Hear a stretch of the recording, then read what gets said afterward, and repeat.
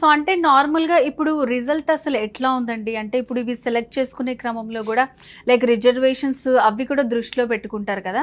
So వాటిని ఆలోచించి చాలామంది ఏంటంటే లాస్ట్ ఇయర్ ఇలాంటి వాళ్ళకి రాలేదు కదా! ఇప్పుడు మేము అది చూజ్ చేసుకోవచ్చా? లేదా కొన్ని రాంగ్ డెసిషన్స్ తీసుకుంటూ ఉంటారు. యెస్. సో అలాంటి వాళ్ళకి ఏం చెప్తారు మీరు? ఈ స్టూడెంట్ ఎవరైతే ఇంజినీరింగ్ ఆస్పిరెంట్స్ ఉన్నారో ఎస్పెషల్లీ వీళ్ళు డిపెండ్ అయ్యేది సోషల్ మీడియా మీద. గూగుల్ గానీ, లేకపోతే యూట్యూబ్ గానీ. వీళ్ళు ఏం చేస్తున్నారు? డిఫరెంట్ సోర్సెస్ ద్వారా ఇన్ఫర్మేషన్ కలెక్ట్ చేస్తున్నారు. నాకు last year cut off ranks చూస్తారు.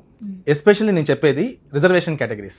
అందులో BC, SC, ST, minorities and ముఖ్యంగా ఈడబ్ల్యూఎస్, ఓసీలో ఈడబ్ల్యూఎస్. వీళ్ళు ఏం చేస్తున్నారంటే లాస్ట్ ఇయర్ ఒక కాలేజీలో నాకు సీట్ రాలేదు కదా, ఈ ఇయర్ నేను వెబ్ ఆప్షన్స్లో ఆ కాలేజ్ని ఇవ్వడం ఎందుకు అని వీళ్ళే డిసైడ్ అయిపోతున్నారు. అండ్ సిచ్యువేషన్స్ ఎప్పుడు ఒకలా ఉండవు.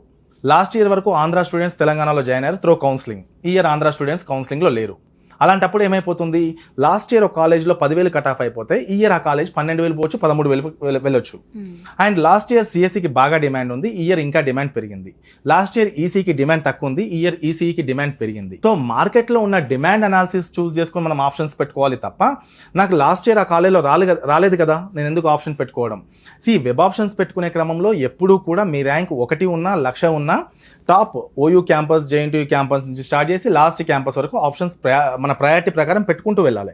సిస్టమ్ ఎలా చూస్తుంది? ఫస్ట్ ఆప్షన్ రాలేదు, సెకండ్ ఆప్షన్కి వెళ్తుంది, అది రాలేదు, థర్డ్ ఆప్షన్కి వెళ్తుంది. లాస్ట్ ఇయర్ ఒక 40,000 ర్యాంక్ వచ్చిన 2 అమ్మాయిలు ఉన్నారు. ఎగ్జాంపుల్, ఇద్దరు ఎస్టీ రిజర్వేషన్ అమ్మాయిస్.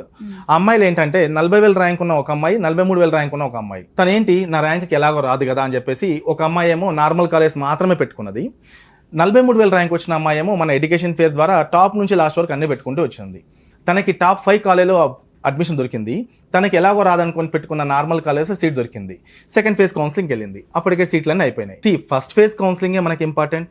ఆ సమయంలో మనం ఎలాంటి జాగ్రత్తలు తీసుకోకుండా ఇష్టం వచ్చినట్లు ఆప్షన్లు పెట్టుకుంటూ వెళ్తే ఇదంతా ప్యూర్లీ కంప్యూటర్ బేస్డ్ అలాట్మెంట్స్. ఇక్కడ ఎవరు కూడా మీకు సీట్ ఇప్పిస్తామో అలాంటివి ఏం లేవు. మనం పెట్టుకున్న ఆప్షన్స్ ఆధారంగానే మన ర్యాంక్కి సీట్ వస్తుందా లేదా క్లారిటీ వస్తుంది.